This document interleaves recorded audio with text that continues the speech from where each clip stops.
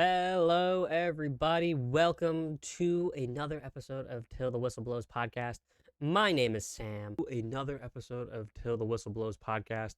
My name is Sam, and I hope you guys have enjoyed your 2021 NBA season so far. So today's show, we got some NBA news. The NHL has started. Unfortunately, there's not enough for me to talk about just at the moment to really go into it just yet. So we will hopefully hold off on them for a little bit, and we will hopefully come back to them at a good time.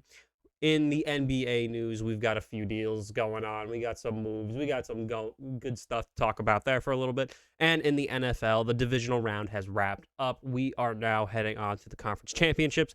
We will joined by our friend Cary later in the episode to talk about NFL football. But for right now, let's kick gears off with the NBA. Let us talk about the big news from last episode to this episode, the James Harden deal. Now, with the James Harden deal, the Rockets get rid of their guy who is causing so much issues now for them in James Harden. He is now gone. He went to the Brooklyn Nets to join Kevin Durant, Cary, and DeAndre Jordan, I guess we'll call in there because that's kind of a big one for them. That to make a big three, though, in Brooklyn with them. Now with that trade, though, that gave us a 4-team deal trade. So we'll start with all the teams that aren't the Rockets just yet. So let's move on to the Cavaliers, who were part of this trade. They got Jarrett Allen and Taurean Prince. Now that's huge news. The only reason why it's huge news is because now the Cavs locker room is in a bit of a disarray because Kevin Porter Jr. with that, because they moved his locker for Taurean Prince, he got sent off into a different locker room, and now they're looking to trade him into not, being gone because of this. But now, I was watching Inside of the NBA this morning before I hopped on to talk about this, and they're saying, yeah, if you moved the guy's locker, he's going to be very upset. Like, you're moving him. He's been on the team. Taurean Prince just shows up, and you're giving away, Kevin Porter Jr.'s things for the guy who just showed up. Yes, I get he's not playing. He's not really there. He's more of like a practice guy at the moment, but it's still like a big deal. So with that, I mean, I kind of understand why he does it. Like, I get why he is upset with the organization for moving his stuff, but like, you still have to kind of hold yourself a little professional. But you get and you move stuff. So he honestly, I agree with him. He definitely was in. He's definitely he's not wrong for being upset about this. I think he could have maybe tamed himself a little better. But with that though, like, you can't move a guy's things. Like, that's very disrespectful. There was no heads up. There's no talk about it. No coach came up to him and said, "Hey, we're moving your stuff for Taurean." That was kind of just messed up on their part. Now, the Pacers, they kind of got a shit end of this deal. So they got Caris LeVert, who I think is a really good guard, and I felt like the Nets should have kept, and a second-round pick. Now, the problem that's going on, prayers out to Caris LeVert. The doctors did find a mass on his kidney, so he's going to be out for a long while. He does have to get surgery. He's going to be getting some stuff done. He's got to get checked out to make sure that he is all squared away and healthy again. So prayers go out to him. I wish him the best of luck in his recovery. It's a little upsetting to hear that, he's facing this problem. But hopefully, like I said, it will hopefully be better down the road for him, and he can come back and be stronger than ever. And now we could touch on the last part. So we're going to talk about the Nets a little later because there's a lot to unpack with them. But let's talk about the Rockets part of this now. They've got Victor Oladipo, who wanted out of Indiana, so that was good for Indiana. They've got Dante Exum. They got Rondis Kirkus. Sorry if I mispronounced that name. They got 4 first-round picks and 4 pick swaps. Now, that is huge for the Houston Rockets because they're definitely now, with them losing this, they are going to be doing a complete rebuild here. They're going to be going, they're looking for everything they can. They're looking for which way they want to go. They will be going. So Victor Oladipo, no, he now has a new home in Houston now with being upset with the organization.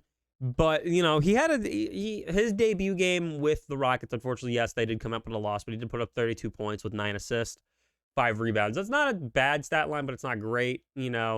So he's definitely going to have a bit of a change here. You know, it's not the same team because I feel like with the Pacers, they definitely had more pieces around Victor Oladipo than they did with James Harden. I mean, James Harden definitely could carry this team, but I feel like Oladipo is going to have definitely some struggles here. So, you know, we'll have to see what the Rockets do now. We've got some time. The trade deadline, I believe, is coming up for them. So it'll be an interesting outtake of what the Rockets decide to do. Now, let's talk about the Brooklyn Nets. There is a lot to go with here. So let's start with this. They get James Harden. So that's perfect. James Harden, come in with Cary. They come in with KD. That's huge for the Brooklyn Nets. Now, here's the thing, though. KD is a ball-dominant small forward, but he's played with James Harden, so that's not too interesting. That's not too different. That's okay. But like I said, they have changed their play styles. James Harden is used to being the number one guy. KD, number one guy. Cary also is the number one guy. You have three ball-dominant players. Like, it's working out right now because Cary is out, and we'll talk about the Cary stuff later. But with him being out, like, that's, like, you know, that's going to help because, yes, they've played together before, but we said that with Russ and Harden over in Houston, and that just hasn't worked out so well. That's been all over the place. But with that as well, though, like, he comes in, he's definitely more of a ball handling. So we have to see what happens when Cary comes back, and we see how they mesh well together. Now, with that being said, though, with Cary, he seems to be vanished from this team. He left, like, because of the riots, so he didn't feel like playing. He went to a family friend's birthday party, so he was out for a while. He says to be out last night, and that could continue on for the coming weeks. What's going on with Cary here? Was James Harden brought in so Cary will leave? Like, that before they even brought him in, they spoke to Cary and they said he wanted him here, and like, he doesn't even seem he wants to be here. And this is a little crazy. Like, you know, he's gone missing, and it's just crazy to think that this is a professional player, and this is not how you should be acting. Unfortunately, you don't just go vanishing into the night and like figuring out yourself here. I don't know. Just the Cary situation is definitely weird. Everyone's saying he should retire, he should move on, and just move on to, like, you know, be like Colin Kaepernick and, you know, pursue activism, like become a political activist for the world, and that's just what he should do. And maybe that's the right move for him now. Like, he's not really here for the team anymore. He's just kind of doing whatever he feels like. Great player, don't get me wrong, but like, he's got to remember, like, this is his job, and he's not really participating in it anymore. Like, if I wish I could do that for when I go to work. Like, you know, if something really was bothering me, I just don't show up, and like, everything's still hunky-dory, and I'm still making, you know, good money for it. But like, he's not showing up anymore, and that's a big, you know, that's huge right now. Like, you know, your team now is in a spot to make huge moves, and you're just vanishing on them. That's not okay. All right.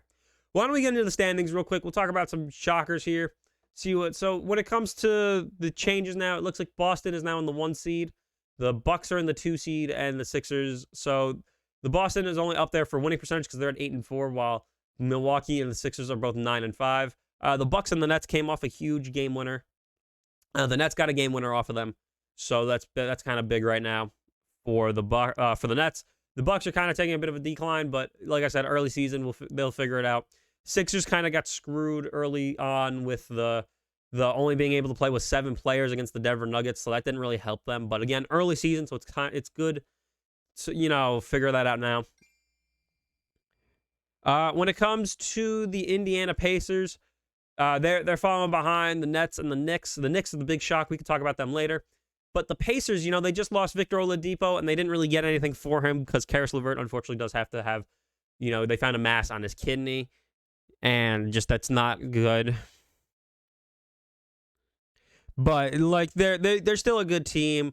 They're still solid. They are looking to make some noise in the East, but that's really all they could probably do is just make some noise. Like, even if they sneak into the playoffs, they're probably a first-round exit at best because this team, unfortunately, does not have a star on their team. They definitely are team ball, but like, they're really not. They're not elevated because, unfortunately, in basketball, once you get that one player, you can now make a lot of noise.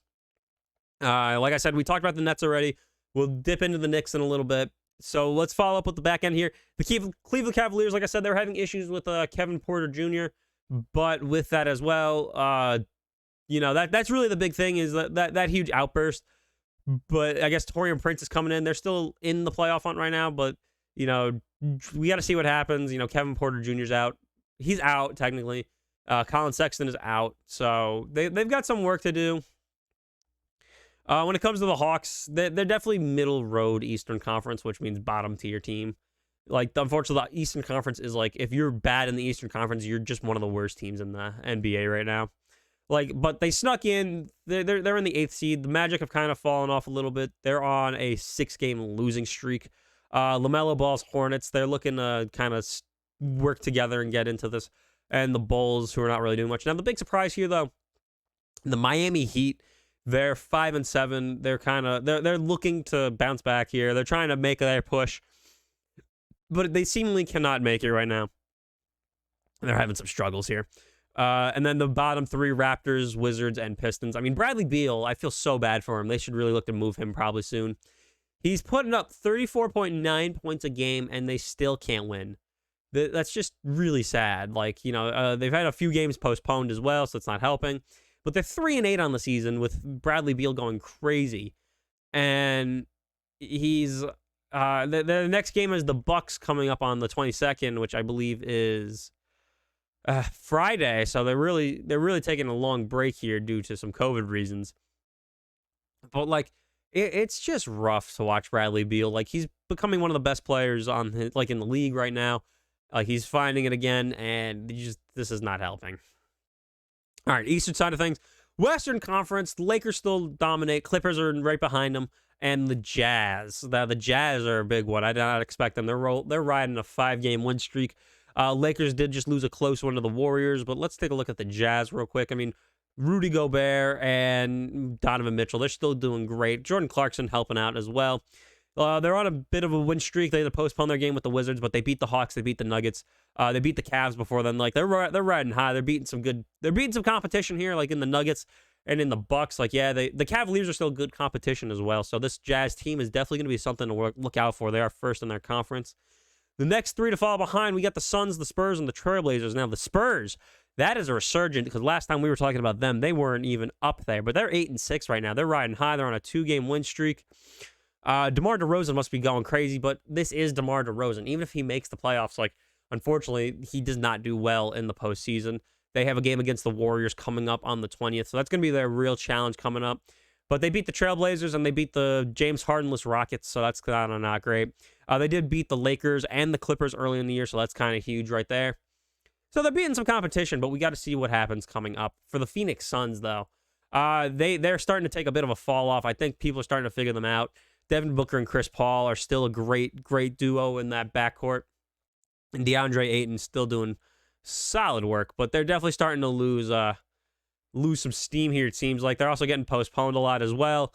The Pacers, a game they got postponed, the Warriors, they got postponed, and the Hawks, but they did come back to lose to Ja Morant and the Grizzlies, and good thing that Ja Morant came back, because that's going to be huge, but we'll get to them right now, actually, because following the Trailblazers, we get the Warriors and the Grizzlies in the last 2 seeds in the playoffs that ended today. Ja Morant did just come back, so that's huge for them. Warriors riding high with a win over the Lakers. I believe they're on a 5-game win streak as well, those guys. That's huge for them. No, they're not. Sorry, my eyes deceive me. So the Grizzlies are on a 5-game win streak. The Warriors just beat the Lakers to start getting on a roll again. They're still kind of simmering into the league here. They are still missing Clay, which is huge. But James Wiseman is definitely coming up as a rookie. But so the 5-game win streak goes to the Grizzlies, I guess. I believe that's who it is. Let's take a look. Yes, so they beat the Nets. They beat the Cavs. They beat the Timberwolves. They got postponed one time for the Timberwolves. They beat the 76ers, the Suns. And they've got the Trailblazers coming up on the 20th, which would be when this podcast comes out, being recorded on Tuesday. But with that, again, Ja Morant coming back, that's huge for them. That's their star player right there. And that's just going to be big for them. Now, not out of it, really. Like, any team can still make it, but these teams looking out. We got the Thunder, Mavericks, Nuggets, Pelicans, Kings, Rockets, and Timberwolves. Now, out of those teams, I thought the Pelicans should be taking their huge step with Zion, like Lonzo Ball. They got Steven Adams holding down the front court with Zion. Like, I'm interested to see why that's not working out. But again, this is kind of a weird season, some players are not really meshing right now because they didn't get time to do it. But so they did just come off a win against the Kings, and the Kings, I thought they were going to make a big move right now. De'Aaron Fox, but they're kind of not doing so hot. The Rockets, we know what happened to them. They're taking a huge step back. The Thunder, they are, and now the Thunder here, they are looking crazy. They're at 6-6 right now. I didn't really expect them to be 6-6. I thought they'd be the worst team in the West. But you know what? Shai Gilgeous-Alexander is just a great player. He could help this team. And, get those draft picks. They got draft picks from plenty of teams here, so they'll be making some moves in the draft coming up. Now the Timberwolves just had the number 1 pick, and they're still 3-9. All right, yeah, they had their game postponed against the Grizzlies, but you have Karl-Anthony Towns. All right, but he just tested for COVID, so that's fine. But before that, Karl-Anthony Towns, D'Angelo Russell, that's supposed to be your dynamic duo. Anthony Edwards is supposed to come in to solidify, a trio there. Yes, I get that. He is a young guy, but Cat's been in this league for way too long. And you've got D'Angelo Russell, who was able to carry a Brooklyn Nets team and help a Golden State Warriors team. This team has no excuses now. They should be doing much better than what they're doing, but they're not. And that's an issue if you're the Timberwolves now, because you've invested so much into draft picks here. You have a young team now, and you're not doing anything. You're not really developing. It seems like you're not really doing anything else. But now you have no excuses. I'm sorry. It's just nothing is going right for you guys. So that's really kind of more of the NBA takes. I mean, some of the games that I noticed. James Harden's debut, he had a triple-double. So he's here to play. So a triple-double to start him off is awesome. That's a huge debut for him, and he had a huge game. Like I said, KD just hit a dagger against them, against the Milwaukee Bucks. I'm sorry, I couldn't think of the team. So that was huge for them. Oh, don't need to do that. The Lakers, like I said, they lost the game to the... oh, wow. They lost to the Warriors, so that's huge. Now, this Knicks team, I forgot to mention about them. I know I said I'd talk about them a little bit. They are, again, they're doing much better than I thought they were. Julius Randle has really... I think he finally has become the star player the Lakers thought they got, and then what the Pelicans thought they would do. He's definitely stepping up. RJ Barrett is definitely having his breakout year right now. This is huge. Mitchell Robinson is not carrying this team anymore. He's got 2 legitimate helpers now, and Julius Randle and RJ Barrett. That is their big 3. Elfrid Payton, I hope he does well. But that is their big 3 in my eyes. Julius Randle and Mitchell Robinson, Julius Randle, and RJ Barrett. That is their big 3 for me. That's a pretty good big 3 to have with Julius Randle's resurgence here. Yes, they just went on a bit of a 5-game losing streak. They just won 2 now against Cleveland and Boston, and they're gonna be. Oh no, they lost to Cleveland. They won 2 against Boston and Orlando here. They got a huge test on Thursday against the Golden State Warriors. But this team is 7-8, and they're looking pretty solid. Their points per game, they've got Kevin Knox too. He's doing pretty solid, and having them do what they're doing, this is huge for them. That's a great game. So we'll have to see what happens. They've got a tough road ahead of them. They got a nice little breather in between Golden State and Portland with Sacramento. Then they got to play Utah, Cleveland, and LA, and then they can do 2 games against the Chicago Bulls. Like I said, though, this Knicks team, something to look out for. They're going to be dangerous probably later down the road in the season. Something to look forward to in that. So why don't we switch gears a little bit? I'm a Mets fan. I don't shy away from my Metsness. And it looks like Steve Cohen has fired Jared Porter for zero tolerance. They fired him one day after ESPN. He sent explicit text to a reporter in 2016. That's something you can't do, and this is why I like Steve Cohen now. Though he's showing he wants to see this team win. That's huge. Second, he seems to be interested in making the right moves. He's doing what he thinks is right. And that is awesome. I like that he is here. I like that he's got our team now. I like that he is our owner. That's huge. That's awesome. He went out and got Lindor. Let's see what he does next. I'm interested to see in all these moves. I know he made some other moves. I'm just looking up right now to see what he did. Padres to acquire Musgrove. Not really what I'm wanting. So Lindor, they're paying him $22.3 million to avoid arbitrations. Like they are making moves. They got everything they want. So that's going to be huge. This is going to be huge for them. Now, let's talk about something that happened. Otherwise, DJ Mayhew is now got his contract with the Yankees. I don't know what the hell those guys are doing, but they're paying him now. They got him what they wanted. So DJ LeMahieu has got a 4-year deal sticking with bring him back to the Bronx Bombers here. Aaron Judge is working on it. So they finalized a $90 million deal. That's good for them. Yankees, Judge gets $10.175 million deal for them, so that's huge for the Yankees. They're keeping their big guns there. I know they got Giancarlo, I believe, still under wraps for a bit because of the Marlins deal. But you know what? The MLB, they're making their way. They're still working on it. There's nothing too crazy to report about just yet besides the Lindor deal. We still got the DJ Mayhew one. The Jays made a deal. The Nationals got John Lester for a year. So that's kind of the big stuff for the other sports. Like I said, we'll be joined by Cary in a little bit to join and talk about some football. So that's pretty much all the stuff from that. I guess we could take a quick look into the NHL. Didn't really prepare notes, but we'll take a look. Let's see who's standing out at the moment. Standings. Here we go. So for the standing wise, the Lightning are 2-2, Predators 3-2. I mean, nothing really crazy just yet. The Dallas Stars look like they haven't even played a game yet. That's a little interesting. Let's see. We'll do it by league. Who's stepping up? Who is riding high? Not really. No, everyone. This is really like the one thing I love about the NHL is how like even it is with the teams. Now, why? Something I haven't figured out is why have the Dallas Stars haven't played yet? They got postponed on the Panthers. The postponed on the Panthers again. Postponed Lightning. Postponed Lightning. So their first game is going to be Friday against the Predators. So we still haven't figured out what's going on with the Stars. Oh, they had a virus outbreak. All right, so they haven't been able to play yet due to the virus. Best of wishes to them. Hopefully they come back much stronger here.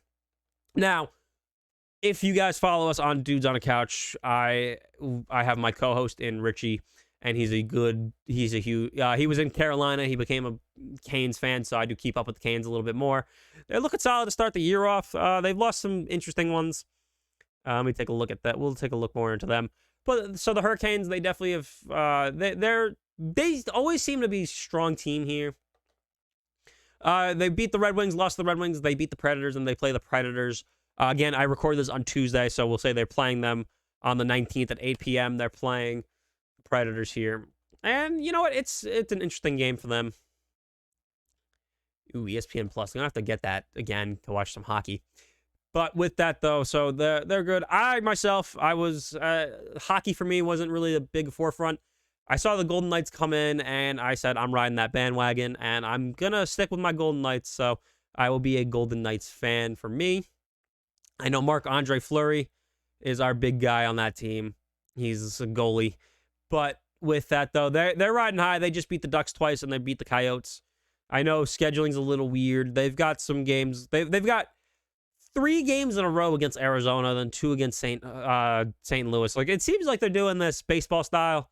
Like, you do them in series, which is cool. I think that's awesome. So we're going to see what happens here. I think for the NHL season, I'm going to have to get ESPN Plus so I can watch some games. So with that, though, that'll do it for our segment. For the other stuff, give us a little bit. I know I always say we'll be for a moment break. I got to work on getting a break here. We'll figure out some sort of... We'll put like some non-profit music here that you could listen to while we wait for Mr. Cary to join us here. So we'll be back for some football action. And we are back with today's episode. We are now finally joined by Mr. Cary Krongard. Cary, how are you doing today? Yeah, I'm happy to be back here. We're getting closer to the Super Bowl here. Yeah, we're making it to the end. We got some games to go over. We got some games to preview. We got some coaches that have been hired, plus GMs, and we've got your basketball picks of the week that are here with me right now. Cary, would you like to hear how you did? Yes, I would. So you were one of 3. I know we normally pick 4 games. One of the games did get postponed due to COVID reasons, so we'll see if that one comes back. But you got the Nets beat the Knicks 116-109. You did pick the Okay. Heat to beat the Sixers, and that was wrong. Unfortunately, the Sixers did beat the Heat 125-108. And the Nets beat the Magic 122-115. So your only one you got right was the Nets beat the Knicks in the Battle of New York. So what am I on the year now? You are 5-13. 5 of 13 or 5 and 13? 5 of 13. Okay, gotcha. All right, so I'm a little under Little under half of 500 the. now. Yeah, all right. Well, let's see if I can turn around this week. Yep. So What do you for the got? What? first game, I got you. We have the Dallas Mavericks heading over to Indiana to take on the Pacers. I will take Dallas. Dallas Mavericks. We have the Los Angeles Lakers taking on the Milwaukee Bucks on the 21st. I will take the Bucks. Bucks. We've got the Chicago Bulls taking on the Charlotte Hornets on the 22nd. I will take Chicago. Okay. And we've got the Pelicans heading over to Minnesota to take on the Timberwolves on the 23rd. I know you always like me to tell you that the Pelicans are from New Orleans. All right.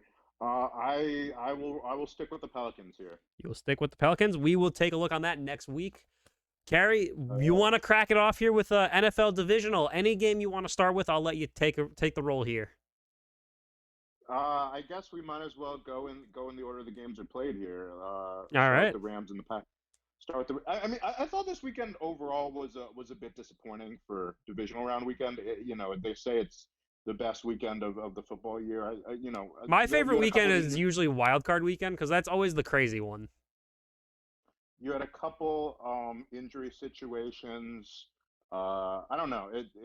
I thought it underwhelmed a little bit, but still a ton to talk about. So yeah, the So Rams and the Packers. I mean, this was probably the least interesting game on paper. And the Packers were pretty much in control for the entirety of the game.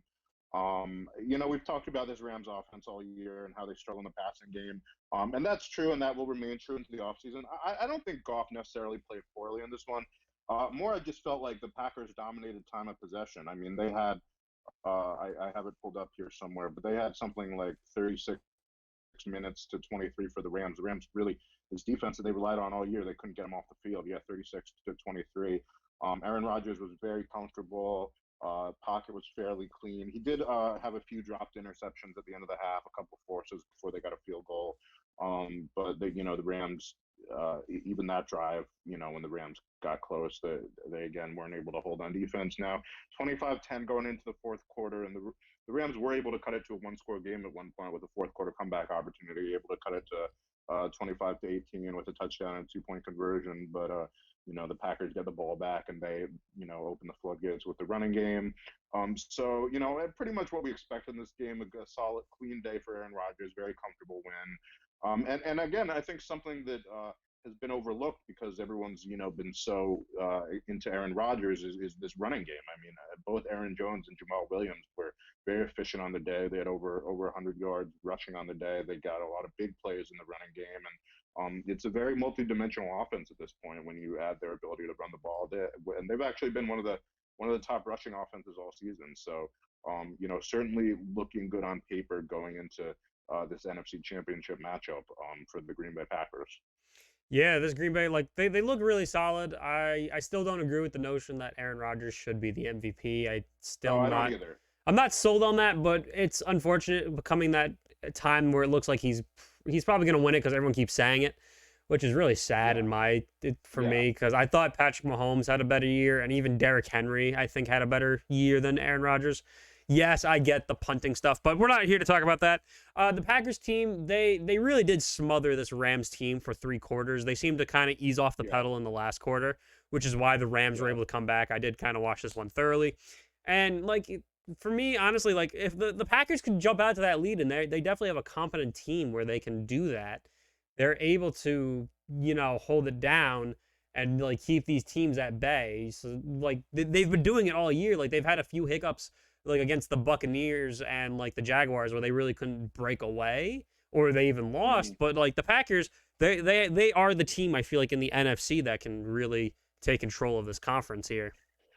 Yeah, people feel good about the Packers at this point, rightfully so. And I'm on board with you about Mahomes and the MVP. We've talked about Yeah, that we several talked about times. that too much. I'm done talking about that. So we don't. But I just wanted to say I'm on board with you there. But yeah, I mean, and this offense, I think, and again, you're right. It does feel much more dominant on paper than it does on the scoreboard because you've seen these games where against the Jaguars and there was another one I forgot which opponent where they it gets close in the fourth quarter. This one gets close in the fourth quarter as well, but they felt comfortably in control of the game and really a very different offense for Aaron Rodgers and Green Bay. I mean, a big reason he had struggled in recent years just because he was, missing guys, yes, but also just kind of doing his own thing back there and extending the play. And it's been much more based on the running game, and it's been much more timing based this year. And It really you've seen has a lot been. of you've seen a lot of buy-in from Rodgers in a way that I think you haven't seen in the past. And I was thinking about this. I think with Aaron Rodgers,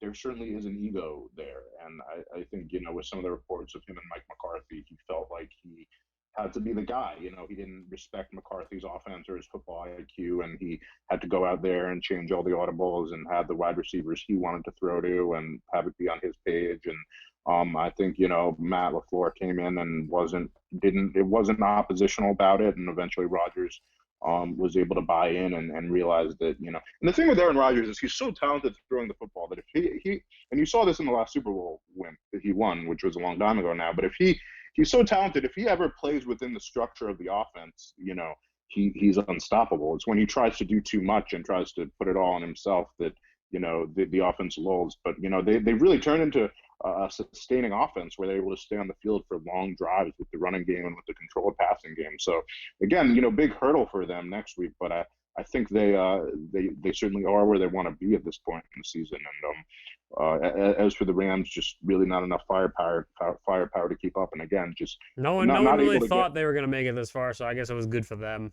that they did. yeah, not really able to stay on the field in this one. Now they lose. We'll talk about this later, but they lose their defensive coordinator. What's interesting is their defensive coordinator kind of parlayed this kind of 1 year coaching into a head coaching gig. And Yeah, well, like I said, we'll get into the coaching hires a little later, but like losing the defensive coordinator is huge. yeah, and it's just interesting to think about because they did struggle on defense in this game. So how much of when we talk about that, how much of that defense this year was the NFC West and playing the Seahawks and having their number when they were on a dry spell versus actually being a dominant defense. So we'll see, but certainly I think this Rams team going into next year without hope, I think that their division will be stronger. The NFC, they won't get these 4 NFC East games, so they certainly have to do some soul searching with their quarterback and with I think we lost you a little bit there. the rhetoric that's coming out of LA at the moment, from the head coach and from the media personalities and whatnot. They understand that they have to be better on offense moving forward. Yeah, they really do. And you know what? They've got this road ahead of them, so we'll see what happens. Why don't we move on to the late Saturday game, the game I was excited to see, but kind of turned the wind really kind of fucked with this one. But the Bills did beat the Ravens 17-3 with knocking Lamar Jackson out of the game too, which wouldn't have mattered, I feel like. Yeah, well, when Justin Tucker misses 2 field goals under 40 yards for the first time in his career, that it's not your day. And yeah, he must have been taking some lessons from Cody Parkey because he had 2 doinks in this game. He was hitting those crossbars. But the wind certainly wasn't. Kickers, I think, in general this weekend struggled, but the wind certainly was an issue. I was gonna say in Buffalo because Tyler Bass missed 2 ones like wide left and wide right. Yeah, Tyler Bass missed a couple as well. Yeah, so I mean, certainly much more low scoring in this game than I think anyone expected. I mean, we expected. I thought they were gonna be high powered, like Lamar Jackson was about to go off. Josh Allen was gonna be slinging it. He threw a lot of deep balls that he overthrew a lot too. Yeah, and he was, they came. It was interesting because the Bills came into this with a pass-heavy game plan, and it was something we've seen a lot from the Patriots with Tom Brady in the past, where if they don't think they can run the football, they don't even try, right? They just throw it on every down, and you don't see a lot of teams do that by choice. A lot of teams when they go pass-heavy, it's out of necessity. So I thought that was an interesting decision. I actually liked that decision in a playoff game to kind of try to catch the opponent off guard. The only problem is it didn't really work. They weren't very sharp, and No, the wind kind of definitely screwed with them a little bit, but they had only one running play in that first half of the game. And it wasn't even Really? designed. Josh Allen just scrambled. Yeah, so that was, I mean, and again, so interesting game planning by them in this weather, and we've seen them do that this year. We've seen them put the ball in the hands of Josh Allen, and it didn't work in this game. Now, this game really it was pretty close, and I think the turning point was in the third quarter when Lamar Jackson throws his pick six. I mean, it's a 10-3 game, and the Ravens are driving down the that field. pick six that was 101 yards. That's a huge play. I think a big one too was when they kept fumbling the snaps, because the first botch snap I felt like kind of snowballed into a bunch of other ones, because every shotgun snap seemed to go back like 10 yards for them at that point. Yeah, AFC North has been struggling with the botch snaps this year. I mean, we saw in the Pittsburgh game last week. It's been really weird, but Yeah, well, we're done talking about the AFC North after this week. yeah, but that's true. That's true. But that pick six. I mean, if they score there, that's a 10-10 game. Even if they get a field goal, it's a 10-6 game. And that really kind of was a big big mistake by Lamar Jackson. And it kind of, from the broadcasting, it looked like he threw it right to him. I think it was just an underneath linebacker, and he read Lamar Jackson's eyes, read the route. Yeah, I think it was he got read like a picture book at that point. Yeah. So, and then Lamar, like you said, Lamar Jackson is actually knocked out of the game for the third time this year. I mean, so that's certainly something to keep an eye on with him moving forward. Yeah, they had to rely on Brett Hundley or something like that, because Tracy McSorley is out. RG3 was hurt, so they were relying on this other guy, and he threw some bad balls too. Like, he had a wide open Hollywood Brown, and he overthrew him like crazy. Yeah, that was a big miss, and the play that RG3 got knocked out of the game was, again, one of these poor snaps, and he's running back to grab it and try to throw it out of bounds, and he just gets pummeled. They go low on that one, so that wasn't a surprise. And yeah, like you said, kind of crazy that both their backups were out in this game, so they turned to what I think was Tyler Huntley, wasn't it? It was Huntley something. I don't remember what the heck his name was. Yeah, it was Tyler Huntley, and he undrafted out of Utah, and he was in over his head, like you said, had that big miss versus Hollywood Brown that really hurt. Now, he did convert a 3rd and 16 late in the game, and had a 4th down chance to go into the end zone, and I think it was Mark Andrews he was targeting that had a chance, unable to get his feet down. It did look like there was a receiver open to the left, but 4th down, you kind of pick your guy and go. So that kind of killed any hope of the comeback there. And the good news for the Bills is that they have shown they're able to win in different ways, but I think certainly everyone understands, and then Stephon Diggs and John Brown, that double-headed monster, both had a good day. But I think everyone understands that you're going to need more out of the passing game if you want to beat Kansas City next week. And for the Ravens, it is what we talked about all year, right? It's the passing game is their Achilles heel, and they need to address the wide receiver position, but I think even more so than that, Lamar Jackson, it's just his development at this point. They need to open up the playbook, kind of, move a little bit. You can still do the option stuff, but I think,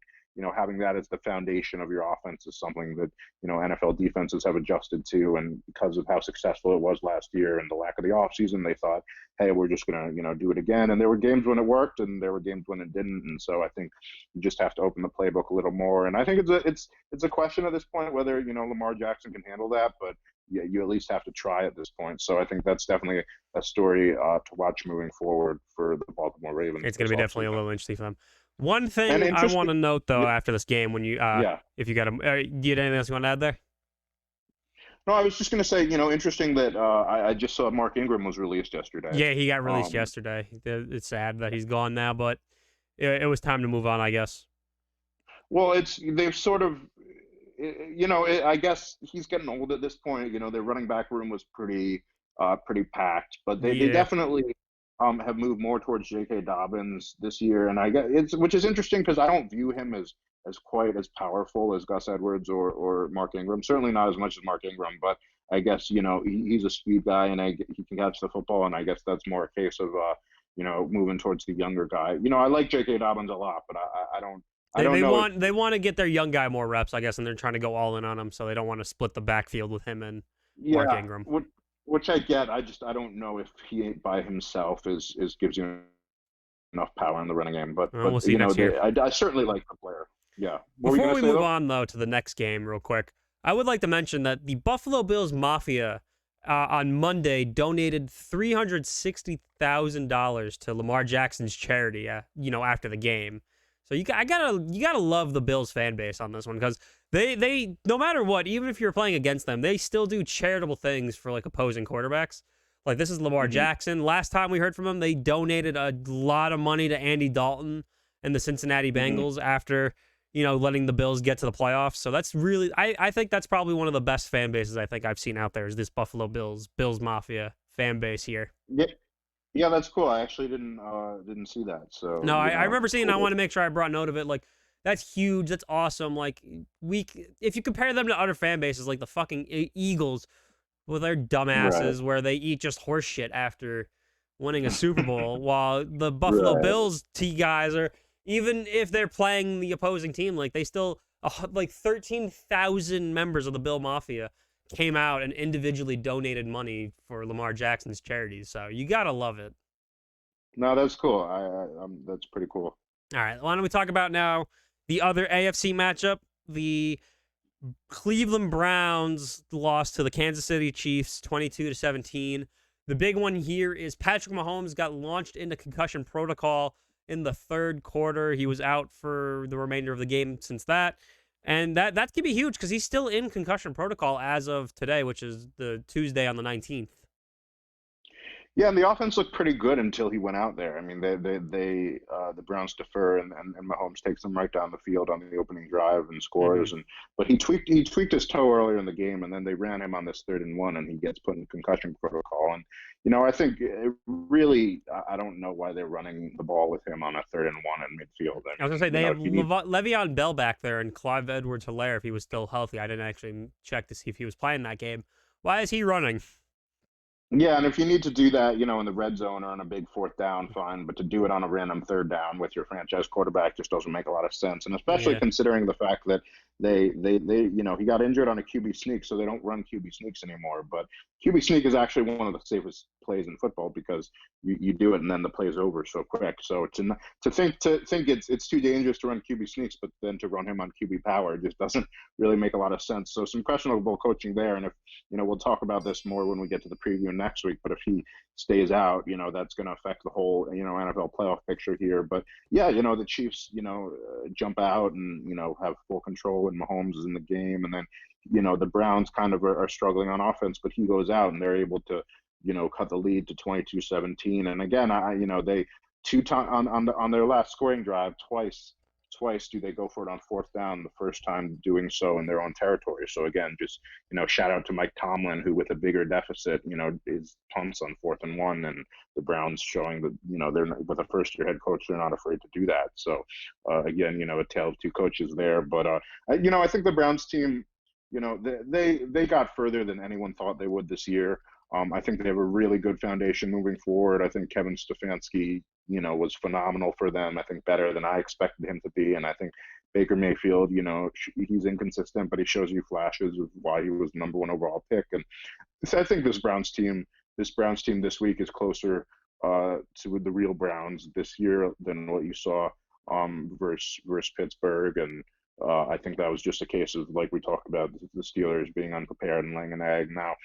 But I'm excited to see the Browns next year. I only Yeah, expect the Baker Browns are going to Mayfield. be looking very, build on the foundation they got here.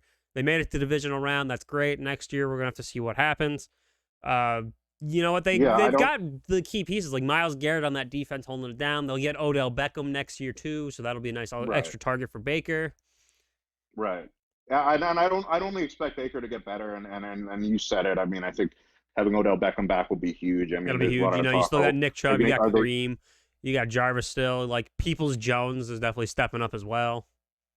Yeah, out of Michigan, and with Beckham, I think you've seen whispers, oh, they're going to trade him. He was better without them. He's toxic. I don't buy any of that stuff. I think he comes back with an improved Baker Mayfield, and he will be a big boon to this offense. Um, so yeah, I mean, I think again, it was the time and ran out for them, but again, they fought in this game, and a great season for them. And the Chiefs, how about Chad Henning? I mean, he has two really defining moments of his 12-year career, up 22-17. They need to ice the game here, or else you kind of get the sense that the Browns are going to be able to go down the field and score, and then go to the AFC Championship game. And the first down they run it, I think they run it, and then second down they throw it, which is in a 4-minute situation was kind of pretty ill-advised, and Henning takes a sack, and it turns into 3rd and 14. And with that, a 35-year-old Chad Henne shows off his wheels, has an amazing 14-yard scramble to get it to 4th and inches. And then in one of the more gutsy calls, you'll see Andy Reid comes out and he lines up in the gun and he motions a running back in, and you think he's just going to draw him off sides, and instead he runs a sprint right and he converts it for 4th down, and that iced the game. And that's again why we love Andy Reid, because that was a ballsy call. And I'm not usually a fan of sprint right option, but I think it was a good call here, just because no one was expecting them to throw it or snap that ball. I would have maybe done a QB sneak or something, but no one was expecting them to snap that ball out of the shotgun. But it just happened so quickly that I think that he had the element of surprise on his side. So pretty cool play, and ultimately this is the biggest moment in Chad Henne's 12-year career. He flames out on the Dolphins. He's a backup for the last few years, and all of a sudden he's making big time plays to ice the game and take this Chiefs to the AFC Championship. Pretty cool and pretty unexpected. Well, let's see if maybe he starts next week too, because that might be what happens. Yeah, that's unfortunately that's up in the air right now as well. So yep. All right, last game of divisional round weekend, we had the Tampa Bay Buccaneers beat the New Orleans Saints 30-20. Unfortunately, I feel like this was the Saints' time to lose again. They always do something stupid in the playoffs. This was their something stupid, although Jameis Winston did have a nice 56-yard bomb for a touchdown on a play that the Bears tried to run on them last week. But with this time, I think it was Traquan Smith who caught it this time instead of Mims on the Bears. Yeah, I mean, I honestly didn't view this as the usual Saints loss where their defense blows. No, they didn't blow it. It's just they didn't really show up to play. I mean, Michael Thomas, he had 4 targets on him and caught 0 balls. Well, unfortunately, I think this may have been the swan song for Drew Brees, and just it usually doesn't end pretty when it's the end for legends. And this was a big time matchup. This was the matchup of the weekend, and I actually thought, early on, first half, it was a great game. I mean, it was tied at 13, and both offenses were a little shaky. It was really a defensive outing by both teams. Like this was not like a defensive breakdown like with the Minneapolis Miracle. No, it really had an intense feel to it. Almost felt like an NFC Championship game early on, where both teams were kind of, had a lot of nerves there, and it was kind of defenses ruling the day. But they were answering each other. It was tied at 13. The Saints looked good early on, honestly. I mean, they get a big punt return early, unable to cash in, go up 3-0, eventually go up 6-0. And then the first mistake was Drew Brees' first interception was. It was just an out route that he threw super late. It had no chance, and that was weird, because that's just that kind of interception you never see Drew Brees throw. I mean, no, he doesn't you make don't those see it, but unfortunately, it just happened to happen. Right, you don't see those sort of poor decisions from him. And then, but still, I mean, the first half it was tight, and even the second half, and then, as you alluded to, Taysom Hill was out in this game, so Sean Payton didn't try anything silly with him, but he actually did get the trick play with Jameis Winston, and he gets to go down the field. I saw that ball come out of his hands, and I was sure he was going to overthrow it, Sam. That guy was so wide open. I was like, no way this works. You think Jameis is going to overthrow it? In the hands of, honestly, Jameis moving on to the Saints, like Sean Payton might know how to use him a little better than Arians, and might be able to work on that, his thing, so. His throwing motion. That's an interesting story to watch moving forward. But, yeah, for sure. But so they get a big trick play there, and even the Saints then go up 20-13 after the half. They drive down the field, able to. So it's all looking good. And then really the turning point in this game was the Jared Cook fumble. I thought. I mean, that was a huge fumble by Jared Cook. That they definitely did not need that one. It really felt like that, changed the momentum of this game, because after that, Tampa goes down and scores, and then, and then after that, it felt like the Saints really struggled on offense. I mean, Drew really wasn't doing anything down the field. The Bucs weren't threatened over the top. They were playing tight man coverage. They were getting pressure. Drew wasn't, able to get anything on his throws, and then, and then they had a chance, but two more fourth quarter interceptions for the Saints. The first one looked like a miscommunication with Alvin Kamara. And then the second one was just 30 to 20 desperation time and trying to force a ball down the sideline. He wanted to move on with it, but this definitely showed that I think Drew Brees is probably out. There is a video out there right now of Drew Brees whispering in Jameis's ear that it's his team now. Right, and that ball was contested on that play, and that was it. And yeah, and you certainly got that sense, watching him, him and Tom Brady had an emotional meetup at the middle of the field, and then Drew, spending some time with his family before and after the game, and then that one last look after heading out of the Superdome, like the look in his eyes, knowing kind of this is the end of it. He was done. It's over. He's and moving on. And it's unfortunate, it's sad because he didn't play. I mean, like I said, the interceptions, a couple of them, were miscommunications and tips, but he didn't play well. He was 19 of 34 for 134 yards, a touchdowns, 3 interceptions. And, for him, it's like he could throw for 250 in his sleep. I mean, to see him just throw for 134 yards in a playoff game, and it might have been one of his worst starts ever as a Saint. And, it's unfortunate. It's unfortunate. I hope this isn't what he's remembered by, because he's actually been one of the better playoff passers, maybe the best playoff passer of our generation. And he just, it's been the defense and the that screwed him over. So, just of course it ended poorly. But, for Tampa, I don't think the Saints defense played well, and 3 touchdown drives were a combined 60 yards total. So it was really just the turnovers that ultimately gave Tampa this game. I mean, it's hard to see Tampa winning this one if they don't get the turnovers. I mean, Fournette and Ronald Jones ran well, but, Antonio Brown's, Mike Evans, and Gronkowski, who looks washed to me, all were held in check in this game. I mean, it was Cameron Brate, it was Fournette catching the ball earlier, who, if you had asked me if he was a receiver last year, I would have said definitely no, but that's how they're using him. And big catch on the ceiling drive was a big catch, back shoulder catch by Tyler Johnson, out of all people, and then a double move by Scotty Miller. So it was really, as is usually the case with Brady, the unheralded guys coming through for him late in the game. So they're able to move on here. Saints, just the turnovers. You can't win when you turn the football over, and it was even for Drew Brees, Sam. I feel like the injuries played a big part of it, because yes, his arm strength's been declining for years now, but he actually started the season off playing pretty well and pretty efficiently. And it really wasn't until he came back from injury that he seemed to be struggling a bit more. And you and I talked about that in previous games, and it really was just, he certainly wasn't 100%, or he certainly, that took a lot out of him, those injuries. And I think he just, they needed to play him anyway, and he just unfortunately wasn't the same guy after he got hurt. No, he really wasn't. It's sad to see, but if this is what it was, he had a great career. He got his Super Bowl. He's got his All-Pros, and he definitely left a great career here in New Orleans for him.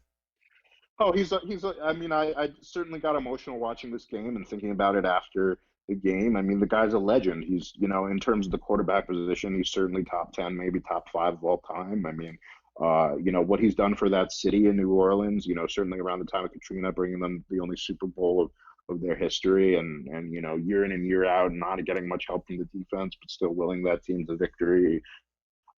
Certainly one of the good guys of the league, very well respected across the league, and just the way he plays the position, under 6 feet, and he had to, because he didn't have those physical attributes, he had to learn how to play it, with all the intangibles, with all the nuances of the game, with footwork, with eye manipulation, with reading the defense. And in terms of being a mastery of that position and a master of his offense, I don't think anyone's ever done it better. I don't think anyone has ever been more of a master of their own offense than Drew Brees is with the Saints. So, he'll certainly leave a legend on this game. If this is the end, you hate to see it end this way. And it's certainly unfortunate that they couldn't really give him a better defense when he could throw it more than 10 yards. But I was thinking about it, shows how hard it is to win rings. I mean, I think this more than anything is that we have to stop judging, how great Hall of Fame QBs are on rings. Most of them win one ring when they're on their first contract, and then, it's really about the team. I mean, it's great to be Tom Brady and be on, a Patriots dynasty, but, I don't think, you look at all the other guys, Aaron Rodgers, Peyton Manning, Drew Brees, Kurt Warner, Brett Favre, all these guys are winning, winning 2 rings at most. It's a hard thing to do. So, to be able to carry your team year in and year out, is what Drew Brees did. I know you as a Falcons fan know, what a tough I've matchup seen he's it for in. years. We're glad. Yeah. Sad to see him, but glad he's kind of gone now. Right. Glad you don't have to deal with that anymore. We're So, done with him. Can we get rid of the other one now? Can we get rid of Tom again? right. So 2 legends, and again, I think that was just the story of this game. Started off well, but just the turnovers, and unfortunately, It was it huge. seems like it was the end for Drew Brees, and Tampa's going to move on. But again, anyone saying this shows that Tom Brady is a clutch guy, and Drew Brees clearly doesn't know what they're talking about and wasn't watching the game. This was just a story of a defensive struggle, and Drew Brees just kind of father time setting in here in this one. But he won. Father time definitely, won. and we'll talk about this when we talk about the next games. But certainly, Tampa has a tough path going forward now. Well, why don't we just transition right into that championship weekend? We got the Packers hosting the Buccaneers. We can do game picks while we're at it, but it's going to be Aaron Rodgers versus Tom Brady. It's going to be a huge battle right here. For my pick, I'm going to do the pick right now as well. I think the Packers are going to take this one. I think the Buccaneers are about to hit a brick wall. They got the best of them in the early year, but Aaron Rodgers is not going to let that happen again. He's going to be playing crazy. Davante Adams is probably going to have a field day on these corners right now. Because I think honestly, Davante Adams is showing that he's a better receiver than Michael Thomas. Yeah. That was the other. I didn't even get to Michael Thomas not having any catches. We already brought that up. I said he had 4 targets for nothing. Right, you mentioned that. Yeah, Julio Jones had more catches on the day than him, because Julio posted on Instagram he caught a fish, and then everyone was making jokes about that. Oh, really? And he didn't drop it, huh? No, I'm kidding. No, he was holding it. Yeah. So Tampa, look, interesting. This is the early game. Doesn't the AFC usually get the early game, or does it alternate? It alternates every year. Okay, got it. So yeah, Tampa at Green Bay. I'm glad Romo's not doing this game, so I don't have to hear him gush over Tom Brady. You get Troy Aikman and Joe Buck. Yeah, Troy Aikman plays it pretty straight, I feel like. I mean, he's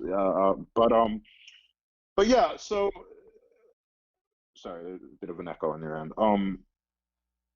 Distracting me. But yeah. Tampa at Green Bay.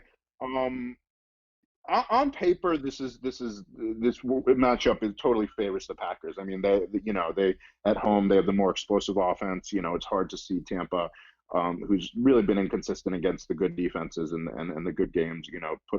Keeping up with them in this matchup. So on paper, I think it certainly favors the Packers. And if I had to take a pick, I would pick the Packers.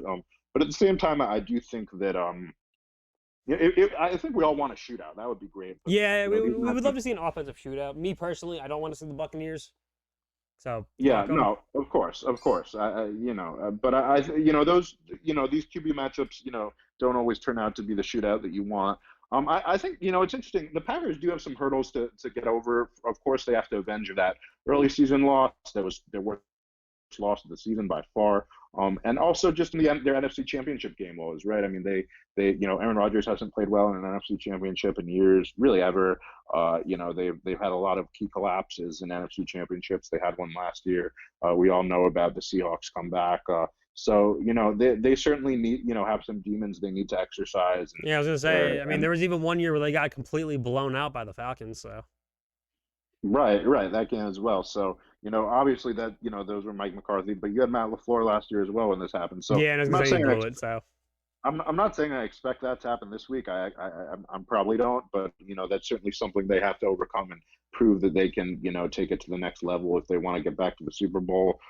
But yeah, I would agree. I think on paper it's all there for the taking for Tampa. They should win this for Green Bay. For Green Bay, rather, I think they have a lot more firepower. I think they have the quarterback that's better at this point in his career. So I would pick the Packers. But this is a big time matchup and pretty cool. As tired as we all are of Brady, it's pretty cool that we get Brady Brees and Brady Rodgers twice in the same postseason. Yeah, I was gonna say we actually get good quarterback matchups for Brady now. And I think if Tampa wants to win, they have to take away the running game and make it one dimensional for Aaron Rodgers. Yeah, they got to take away Aaron Jones, which is already a tough challenge as it is. Right, and certainly get some pressure on Aaron Rodgers because if you let him just sit back there and let them get those explosive plays in the running game, I don't think you can defend him. But yeah, they need to run the ball. They need to get Davante Adams involved, and if they play it like they've been playing all season, then they'll win. But it's certainly a big time test for them. Yep. All right. AFC matchup time. We've got the Bills heading to Kansas City to take on the Chiefs. We mentioned it earlier. The Chiefs are going to be without Patrick. They're not out without him yet, but he is in concussion protocol. So we have to wait to see what happens. So Chad Henning may get the call here.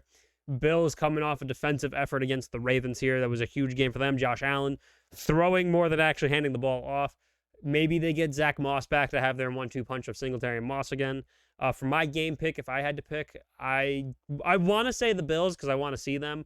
My brain says the Chiefs, but I'm going to go with my heart on this one. I think the Bills are going to win this one. Yeah, a lot of people are on the Bills hype train here. I think obviously, I think this depends on, you don't need to, this is not, anything crazy, but it depends on, whether Mahomes comes back or It's not. 100% on the health of Mahomes. And it's interesting because usually a concussion you would think takes more than a week to heal from, but they're going to try to get him back in this one because he's Patrick Mahomes and it's the AFC Championship, and you can say concussion protocol all you want. I think if he's the superstar, and if he's close, they're going to play him. But it's hard because it's a head and it's a brain injury. It's not like it's not like you have a tight hammy or something. It's hard to play like that. So I'm going to be watching that story with anticipation. Yeah, it's going to be something to keep an eye on. Yeah, usually that takes a lot more to come back with. These two actually met early in the season, and the Chiefs won, and it was actually one of the more not as good games of Josh Allen's career either. So that was during the time that the Bills were having kind of a bit of a rough outing there because they did lose to the Titans that following week, if I'm not mistaken. Yeah, it was they lost. They lost to the Titans. They lost to the Chiefs. It was Titans first, and then when they come in, they lose to the Chiefs. Yeah, that was during their slump. So they, they gotta, that's some. Josh Allen will have to play better in this matchup and better than he did last week as well. If the, I'll say, look, I think if Mahomes is starting, I'll take the Chiefs. If he's not, I will take the Bills. That's what I'll say. Yep. All right. Why don't we get into some quick news real quick? We had some coach hirings during the week before the build up here. We were talking about this before we got started, that we're both pretty impressed with the Jets right here. They hire Robert Saleh off of the 49ers. Yeah, Robert Saleh, highly coveted defensive coordinator for the 49ers. Actually the first Muslim American coach in the NFL. So that was that was huge. That's huge right there. I'm glad that Robert Saleh's in there. Yeah, me too. I think it's always hard to say with NFL head coaching hires because you never truly know. I mean, unless they have a track record, right? I mean, these are all guys that everyone that got hired, I feel like, is just kind of new now. There's no really like returning coaches. Like Raheem Morris didn't stick around. Romeo Crennel hasn't stuck around yet. Like we're not seeing Gary Kubiak pop in. We're not watching Shanahan anywhere. Like these are all new guys. I think you mean. Yeah, that's good. It's just just because the guy's good as a coach, you're assuming he'll be good, but you never know. So, but I think at first I was thinking it was okay, but I would have liked to see them hire an offensive coach. But at the same time, he brings in Mike LaFleur, who was an assistant coach for the Falcons, and he brings him in as offensive coordinator. I actually didn't know Matt LaFleur had a brother, but I'm gonna assume that he's as smart as his brother, and I think if he is, then that'll do the trick for them on offense, especially considering the system he runs. If they do stick with Sam Darnold, which they seem to be heading in that direction, seems like it would be a good fit. So certainly, I think they're good hires for the Jets, and definitely better than Adam Gase and better than other potential directions they could have gone. Yeah, so this is gonna be good for them. The next one we could talk about, I know we talked about it briefly. We said the Jaguars, they might hire this guy, but now they finally did hire this guy. The Jacks got Urban Meyer. Yeah, I think this is a big boom or bust hire for the Jaguars, and I don't love it, to be honest. Now, Urban Meyer, for those who don't know, he's probably the second best college football head coach of this generation. He won a championship with Tebow in Florida, and then he won a championship in Ohio State and really turned Ohio State into the juggernaut that they are today. But here's the thing with Urban Meyer.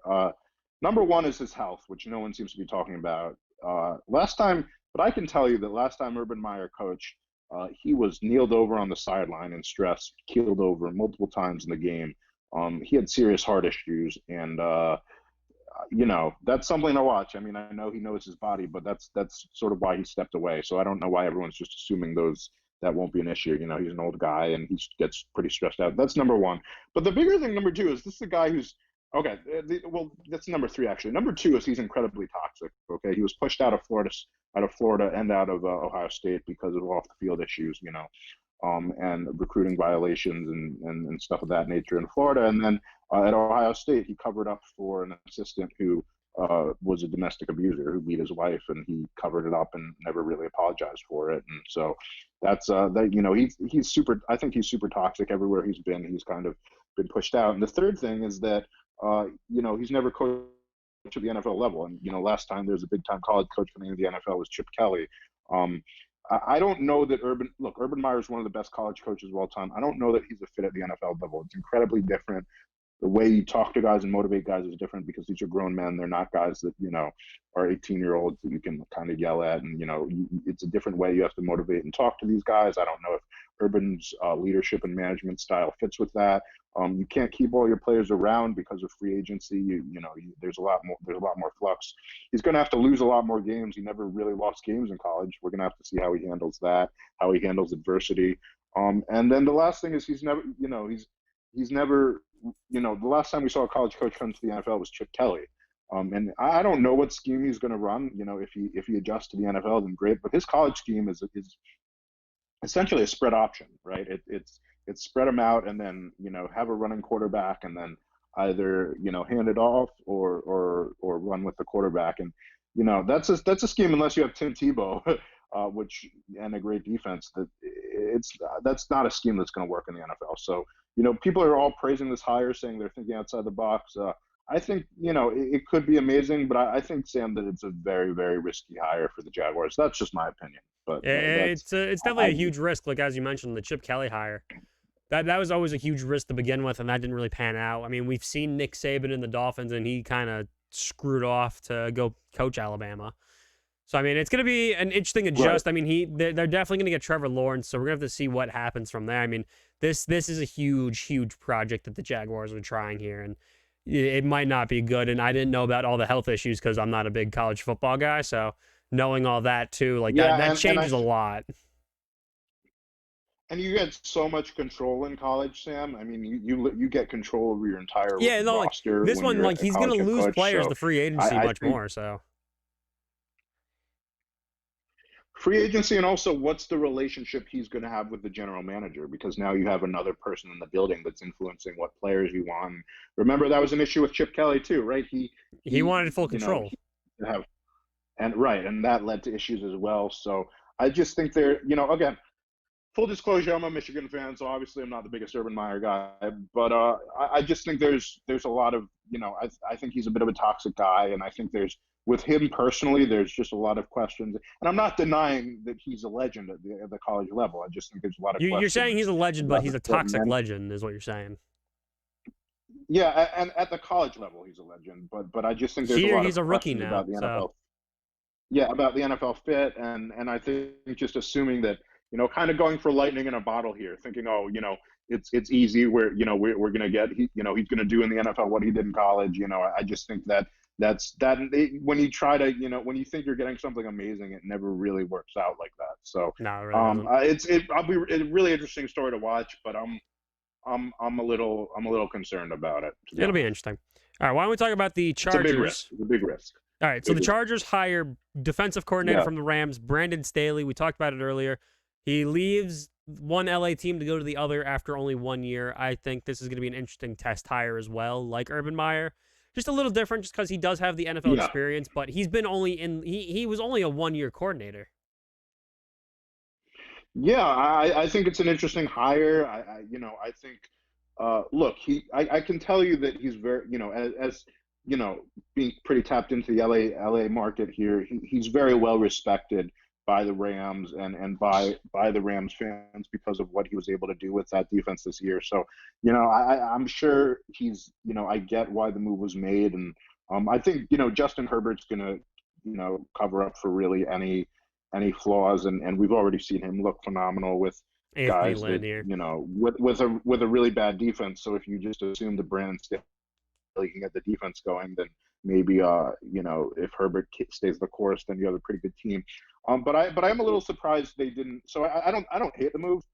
But like you said, I think It's just it shocking certainly to is a see, like, question. And Eric Bieniemy. I yeah, thought teams would want to wait for him. It seems like the only teams that are left to really wait for him, which we'll talk about the Falcons hire in a second, but it's left to the Lions and the Texans are the only two left to go.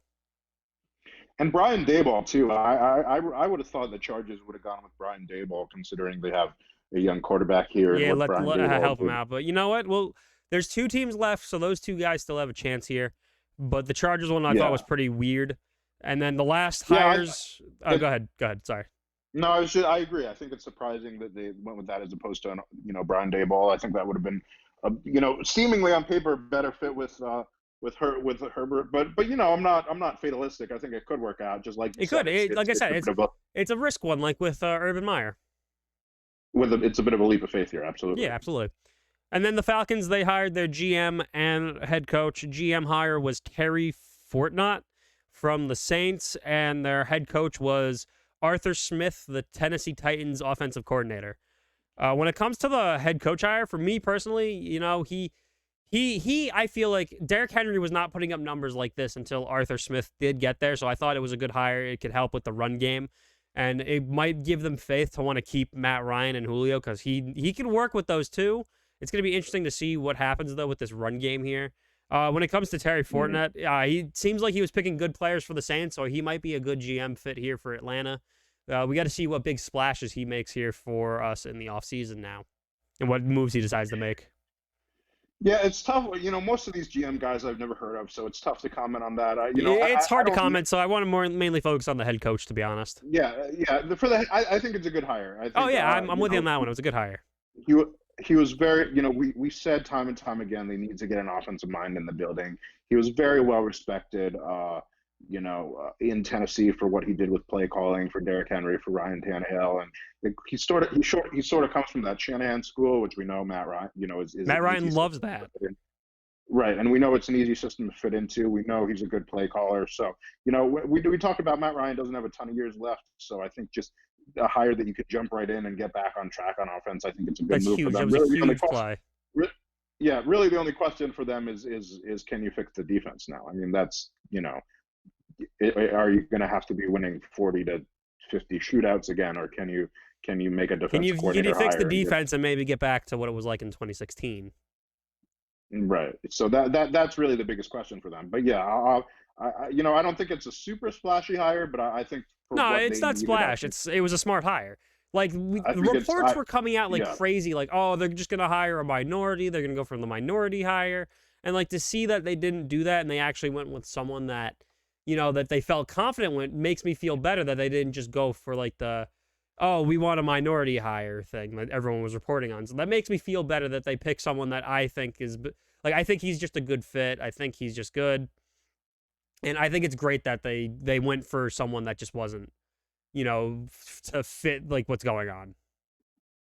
If you get what Yeah, I'm I saying. mean, I don't know that I don't know that they would have just picked someone because he was a minority. I think they we're going for fit all along, and like we said, they were hoping that Eric Bieniemy would be that be both those things, but the fit wasn't there, so Yeah, I was they gonna say went with that's Arthur Smith. not what they thought could work. So Right. So, but yeah, I agree. I think again, not splashy, but I think it's what they needed right now, and I think it's a good move. it was all right. I think that's gonna wrap up our time here. Thanks for swinging by. What about? What's up? Do you want to talk about? Do you want to talk about the Lions? Did they hire someone? Yeah, they are on track to hire. I forget his name. I was gonna wait until they But actually hired someone to talk about the Lions. they're on track to hire Dan Campbell. I don't. If you want to wait, we can wait. Once it's the paper is signed, we can talk about that. okay. Wait till it's Because there's a signed. report Okay. right now that Dan Campbell might not be popular Lions choice, so he might not even go there just yet. But we'll see what happens. Are, We'll keep an eye on that, and we can talk about it next week if they actually follow through with it. So let's just wait and see what happens before we kind of say they're jumping in. okay. All right. Yeah. Sounds good. All right, so before we jump into that, we'll talk about that next week if they make the move. The championship will be over next week. We'll be in Super Bowl week. We could talk about some stuff. I want to know your thoughts about the Pro Bowl next week when we get into it. And I think that'll do it. Mr. Cary, anything you want to plug in? Yeah, you can find me at my blog, footballck.wordpress.com. You can also find me at lafbnetwork.com. And you can find me on my LinkedIn, Cary, Cary, Krongard, Krongard. And Sam, always good to be with you. And we will have a Super Bowl matchup after next weekend. Yeah, we will have 2 weeks of Super Bowl coverage. We'll talk about the games next week and kind of give a little thoughts of what we think about this year's Pro Bowl. And then we'll talk about the Super Bowl matchup in the coming weeks. They changed the format of the Pro Bowl if you didn't know. Besides that, make sure to catch us on... Sounds good, my man. What's up? Are they even playing a game? They're not playing a game. No, they're just going to be doing Madden in Las Vegas. Oh, I was just... The Pro Bowl, they're not playing a game this year, No game, just they're all going to Vegas to play Madden. Oh, great. It's going to be televised. All right. Make sure to follow us on Twitter, YouTube. Follow us on Instagram, Facebook. We got Twitch. We got everything out there. You can find us wherever. We talk sports. We watch sports. We play sports. Keep eye on us and enjoy the rest of your day.